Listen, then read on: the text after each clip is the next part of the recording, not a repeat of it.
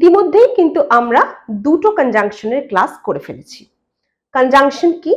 Conjunction হচ্ছে সেই সমস্ত ওয়ার্ডস যেগুলো তোমরা ছোট ছোট সেন্টেন্সকে জুড়ে বড় করার ক্ষেত্রে লাগাও। এখন মোটামুটি আমরা বড় সেন্টেন্স তৈরি করতে শিখছি, সেগুলো প্র্যাকটিস করব, বলতে শিখবো। আজকে কনজাংশনের পার্ট 3। আজকেও আমরা বেশ কয়েকটা কনজাংশন শিখবো যেগুলো এতদিন কিন্তু আমি ইউজ করেছি মোটামুটি সেন্টেন্সে। আজকে শেখাবো তোমরা কি করে এইগুলো ইউজ করে নতুন সেন্টেন্স নিজেরা বানাতে পারো। যারা নতুন দেখছো চ্যানেলটা সাবস্ক্রাইব করে নেবে, বেল আইকনটা ক্লিক করে নোটিফিকেশন অন করে নেবে, যাতে পরপর ভিডিও যেগুলো আপলোড করবো সেগুলো নোটিফিকেশন তোমরা পেতে পারো। আর লাইক করবে, শেয়ার করবে, যাতে একসাথে আমরা কনজাংশনের ক্লাস সহজে শিখতে পারি। Let's start. আজকে আমরা যে কনজাংশনটা দিয়ে শুরু করব সেটা হচ্ছে আনটিল। আনটিল বাংলায় বলছে যতক্ষণ না পর্যন্ত। আমরা বলি না যে আমি ততক্ষণ ওয়েট করব যতক্ষণ না তুমি আসছো, বা তুমি যতক্ষণ না স্বীকার করবে আমি প্রশ্ন করেই যাব। ধরো এই সেন্টেন্সটা, তুমি যতক্ষণ না স্বীকার করবে, ধরো কোনো কেউ অন্যায় করছে, সে যতক্ষণ না স্বীকার করবে আমি প্রশ্ন করেই যাব, বা আমি প্রশ্ন করে যাব। ঠিক আছে, আমরা কিভাবে আনটিল দিয়ে এটা ইউজ করব? আনটিল যতক্ষণ না পর্যন্ত। I will question you, second পার্টটা আগে লিখলাম। আমি প্রশ্ন করে যাব, I will question you until you confess. Until you confess, যতক্ষণ না তুমি স্বীকার করছো, দোষ স্বীকার করছো, আমি প্রশ্ন করে যাব। I will question you until you confess. আর হতে পারে I will keep questioning you, আমি প্রশ্ন করেই যাব, মানে প্রশ্ন করা জারি রাখবো, until you confess. I will keep questioning you until you confess. Until মানে যতক্ষণ না পর্যন্ত। আরেকটা উদাহরণ, সে তুমি আসা না পর্যন্ত ওয়েট করবে।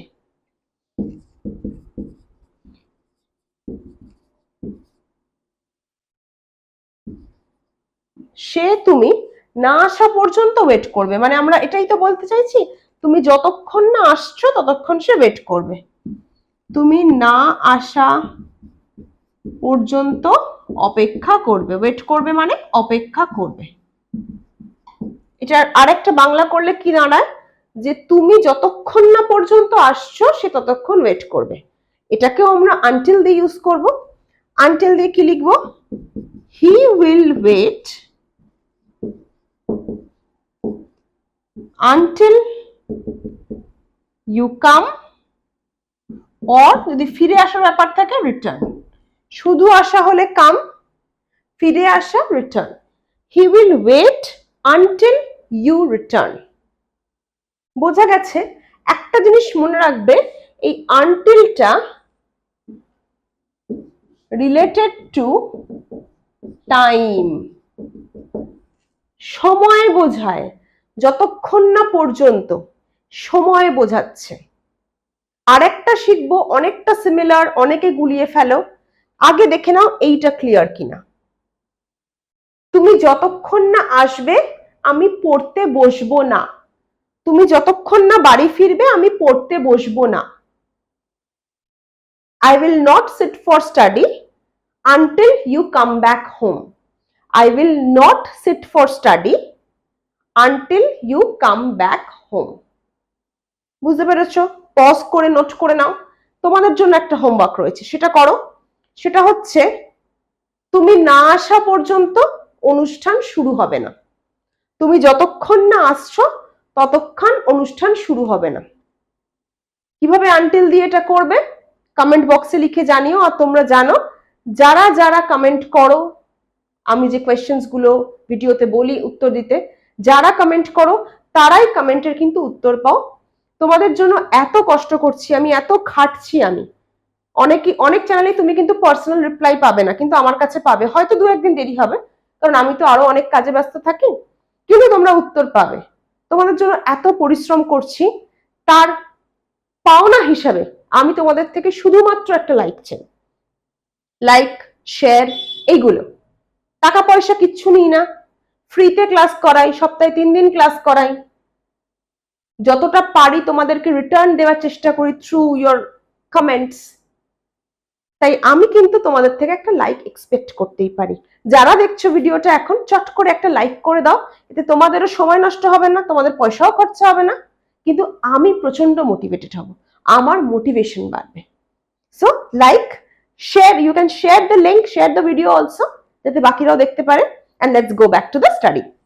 তাহলে তোমাদের হোমওয়ার্ক কি দিলাম, যে তুমি না আসা পর্যন্ত অনুষ্ঠান শুরু হবে না। এইটা আনটিল দিয়ে কিভাবে লিখবে, চটপট কমেন্ট বক্সে লিখে ভিডিওটা পজ করে এই স্ট্রাকচারটা ফলো করো, দিয়ে ভিডিওটা পজ করো, দিয়ে উত্তরটা লিখে ফেলো। আমরা চলে যাব পরেরটা, যেটা অনেকটা এরকম, যেটা প্রায় ভুল হয়। আমি তোমাদের বলে দেব কোথায় পার্থক্য দুটোর। আনটিলটা মোটামুটি আমাদের ক্লিয়ার হয়েছে। এবার সেকেন্ডটা দেখবো আনলেস। আনটিল আনলেস শুনতে একরকম, তাই অনেক স্টুডেন্টই এটা গুলিয়ে ফেলে। যেখানে আনটিল দেওয়ার কথা সেখানে আনলেস দিয়ে দেয়, যেখানে আনলেস দেওয়ার কথা সেখানে আনটিল দিয়ে দেয়। পার্থক্যটা তাহলে কোথায়? বলতেই পারো ম্যাডাম পার্থক্যটা তাহলে কোথায়?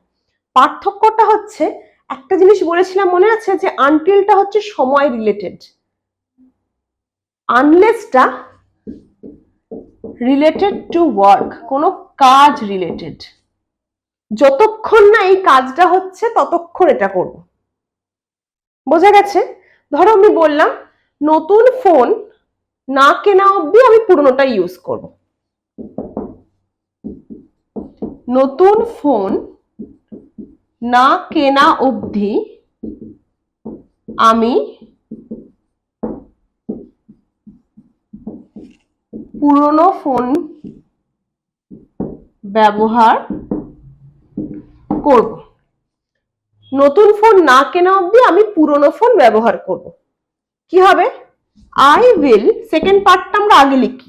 আনটিল বা আনলেস দুটো ক্ষেত্রে আমরা কিন্তু second part of the sentence আগে লিখি ইংলিশে। I will use the old phone unless I buy a new one. I will use the old phone unless I buy a new one. যতক্ষণ না পর্যন্ত নতুন ফোন কেনা হচ্ছে বা কিনছি, আমি কিন্তু পুরনো ফোনটাই ইউজ করব। আনলেসটা বোঝাচ্ছে একটা কাজ, যে কাজটা যখন সম্পন্ন হবে, যখন শেষ হবে, তখন আরেকটা কাজ হবে। বুঝতে পেরেছো? আনটিল আর আনলেসের মধ্যে পার্থক্য এটাই, যে আনলেসে একটা কাজ রিলেটেড থাকে যতক্ষণ না এই কাজটা হচ্ছে, আনটিলে একটা সময় বোঝায় যতক্ষণ না পর্যন্ত এটা হচ্ছে। ক্লিয়ার? আরেকটা উদাহরণ দেখে নি। আনলেস অনেক ক্ষেত্রে যদি না এভাবে ইউজ হয়। কি বললাম? যদি না, মানে যদি না এটা হয় তাহলে এটা হবে না, বা যদি না এটা হয় এটা হবে, এরকম অর্থে। একটা এক্সাম্পল দেখলে ক্লিয়ার হবে। যদি না তুমি প্র্যাকটিস করো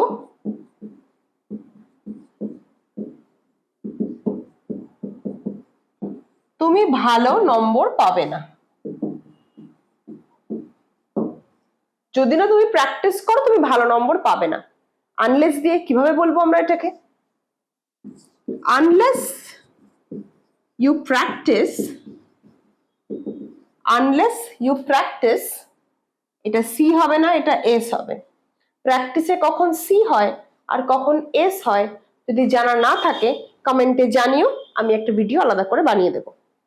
unless you practice, you will not get good marks. Unless you practice, you will not get good marks. যদি না তুমি প্র্যাকটিস করো তুমি ভালো নম্বর পাবে না। বুঝতে পেরেছো? তাহলে যতক্ষণ না কোনো ঘটনা ঘটছে আর যদি না, এই দুটো অর্থেই কিন্তু আমরা আনলেস ব্যবহার করি। পার্থক্যটা মনে রাখবে, unless is related to some work, যেখানে until is related to time. Unless আর আনটিল এর ব্যবহার যদি ক্লিয়ার বুঝে থাকো তাহলে কমেন্টে লেখো ক্লিয়ার, যাতে আমি বুঝতে পারি যে তোমাদের এই দুটো কনসেপ্ট একদম সহজভাবে তোমরা বুঝে গেছো। ক্লিয়ার লেখো। আর যারা এখনো লাইক করোনি, আমাকে মোটিভেট করতে, আমি যাতে আরো তোমাদের জন্য ভালো ভালো কন্টেন্ট আনতে পারি, please like the video and share it with your friend. Until আর আনলেস এর পর আমাদের রয়েছে ডাবল কনজাংশন। ডাবল কনজাংশনে আমরা দুটো জিনিস আজকে পড়বো, আইদার অর বা ইদার অর আর নাইদার নর। আমি যাব অথবা আমার ভাই যাবে। আমিও যাব না, আমার ভাইও যাবে না। এই রকম অর্থে কিন্তু আমরা এই ডাবল কনজাংশন দুটো ব্যবহার করি। প্রথমেই দেখব কোন কনজাংশনটা, যেটা পজিটিভ অর্থে ব্যবহার হয়, আইদার অর। আমরা এটাকে এভাবেই লিখি, মানে এটা অথবা এটা। আইদার মানে এটা, অথবা অর মানে এটা। ক্লিয়ার? এক্সাম্পল দেখো, বুঝতে পারবে। আমি যাব অথবা আমার ভাই যাবে। আমি যাব অথবা আমার ভাই যাবে, এটা একটা সেন্টেন্স, এটা একটা সেন্টেন্স। দুজনের মধ্যে যে কোনো একজনকে বেছে নিতে হবে, যে কেউ একজন যাবে। ইংলিশে কিভাবে লিখবো? আইদার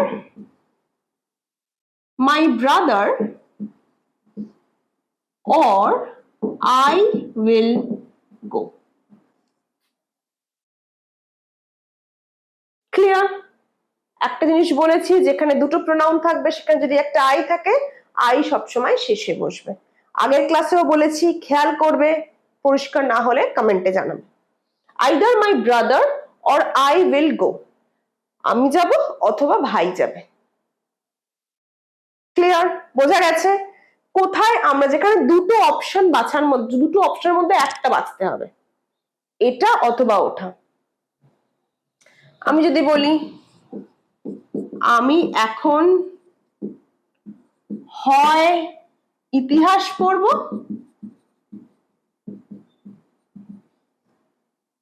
না হয় ভূগোল পড়ব। এরকম আমরা বলি তো, হয় ইতিহাস পড়বো নয় ভূগোল পড়বো বলি। তার মানে ইতিহাস আর ভূগোলের মধ্যে একটাকে বাছতে হবে আমায়। যখন এরকম দুটো অপশন থেকে একটা বাছার সময় আসবে, what conjunction will you use? You will use either or, চোখ কান বুঝে।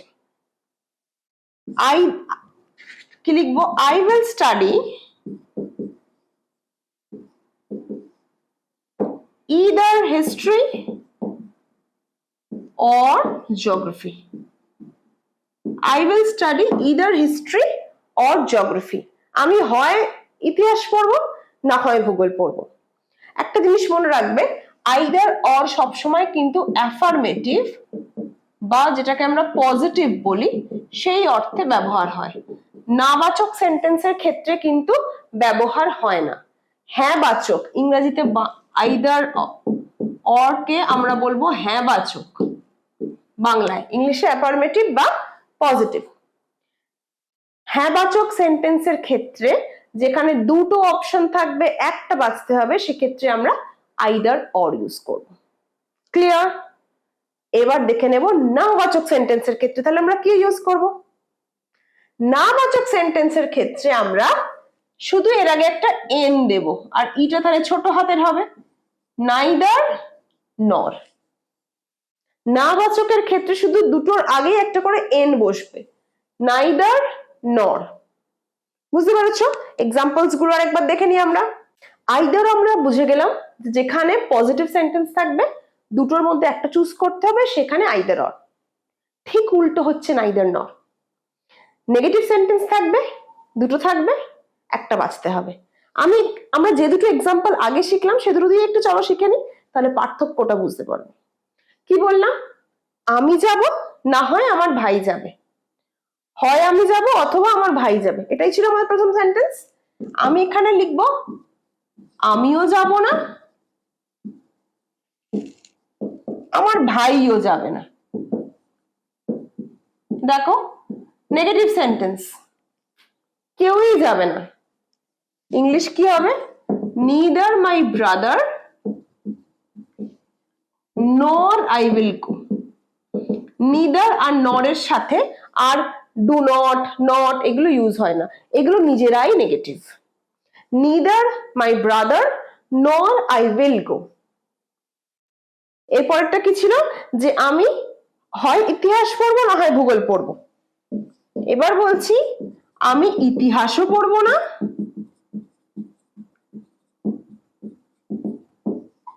ভূগোলও পড়বো না। আমি ইতিহাসও পড়বো না, ভূগোলও পড়বো না, দুটোই নেগেটিভ, দুটোই নেগেটিভ। তখন আমরা neither nor। I will study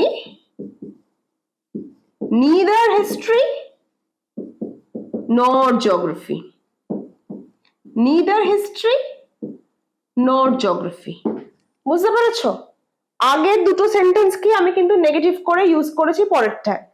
either or এর ক্ষেত্রে আমরা যে দুটো সেন্টেন্স নিয়ে কাজ করেছি, নিদার নর বা নাইদার নর এর ক্ষেত্রে আমরা সেগুলো নিয়ে কাজ করেছি, যাতে you can understand the difference between the two double conjunctions. One, the either or is used in case of positive sentences, affirmative sentences. Neither nor, the second one, is used in case of negative sentences.